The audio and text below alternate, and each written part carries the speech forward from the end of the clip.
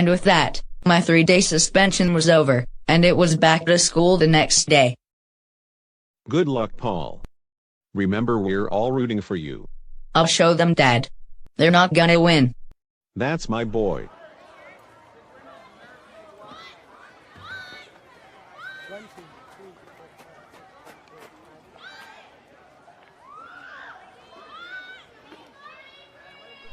I'm not gonna get angry. I'm not gonna let them win.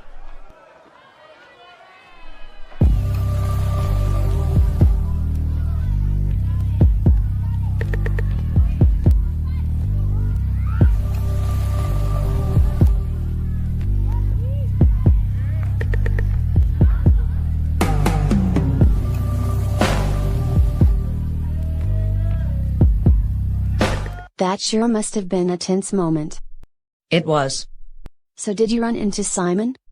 Not until later on in the day, when I was about to head to the cafeteria. What I saw definitely surprised me.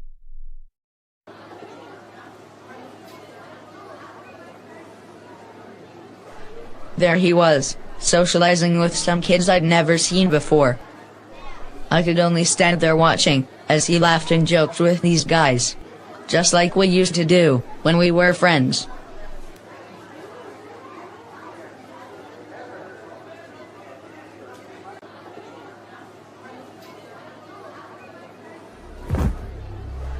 Oh, careful there, Paul. You did that on purpose, didn't you, asshole? What do you mean? This was just an accident.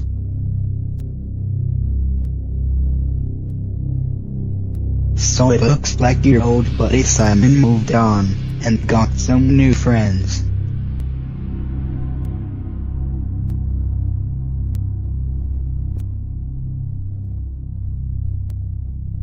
I can tell you wanna kick my ass, don't you? Well, just so you know, if you come at me again, all it'll do is prove who's more petty. You accuse me and others of bullying, but all you do is show what a hypocrite you are. You do the exact same things that you say you're against. I offered to help you back up. My good friend Rufus is being respectful, keeping his distance. Which me and a lot of others disagree with, by the way. But you, on the other hand, you can't control your emotions. You act out, like a toddler throwing a tantrum. You know it's too bad that Simon, the one who used to be your friend, happens to be the latest victim of your aggression. So Simon is working with you. I knew it. He told us a few things about your bullying. I'm not a bully. You're only setting me up, just so you can have a reason to bully me. Like I said, the fact that you have to resort to violence shows just how petty you are. It's a good thing that Simon broke away from you.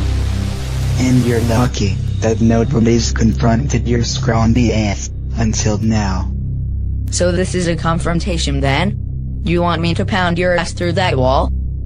My friends and I are here to put a stop to your stalking, jealousy, senseless aggression, and bullying. I for one won't stand for your stupidity any longer. And I encourage everyone in here to take a stand and say no to Paul. Let's show him that we will not put up with his BS.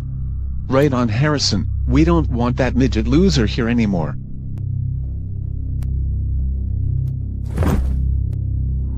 See, you must stand out to these fellow students. They can be beaten, and together, we will come out of this stronger.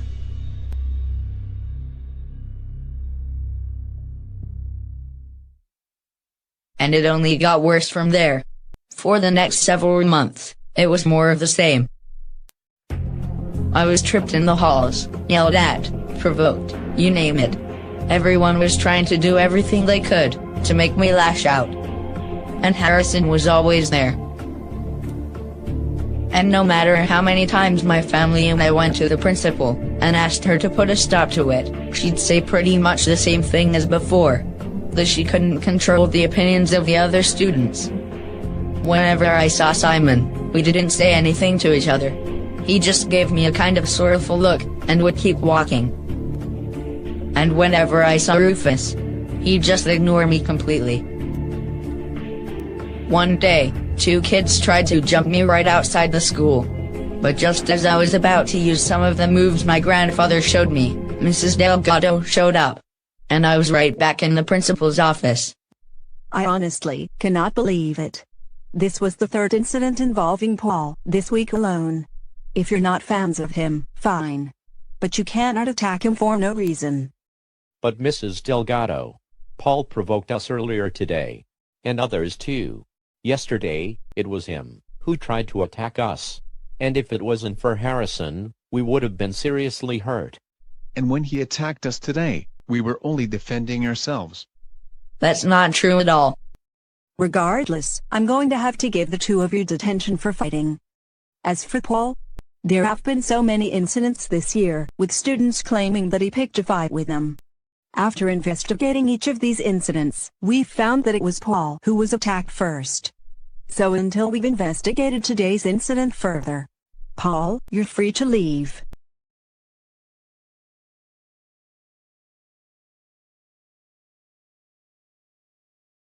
So they got detention, but of course, it did nothing to put a stop to it. After school the next day, I saw Harrison continuing to spread lies to other students. As you can see, the 2 students I protected yesterday were provoked into a fight by Paul. Well, speak of the devil. So what do you have to say for yourself, Paul? Are you enjoying abusing the system and getting innocent students in trouble? Oh, piss off, Harrison. I'm going home. Don't you have anything better to do with your time? See how arrogant he is. Unlike myself, Paul disrupts the school and destroys our community, while I'm the one keeping us all together. Look at him. Assaulting his best friend, picking fights, getting good students sent to detention. Unless we come together and stand up to this punk, he'll continue to destroy what we got. And he won't stop until our school is in ruins. You gonna let him just walk away? Bring him back here. He still hasn't answered my question, has he? Shit.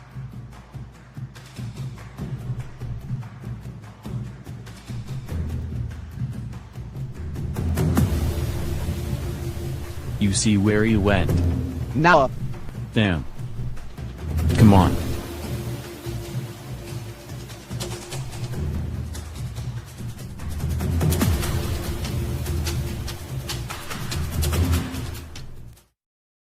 Well, thank God you were able to finally lose them.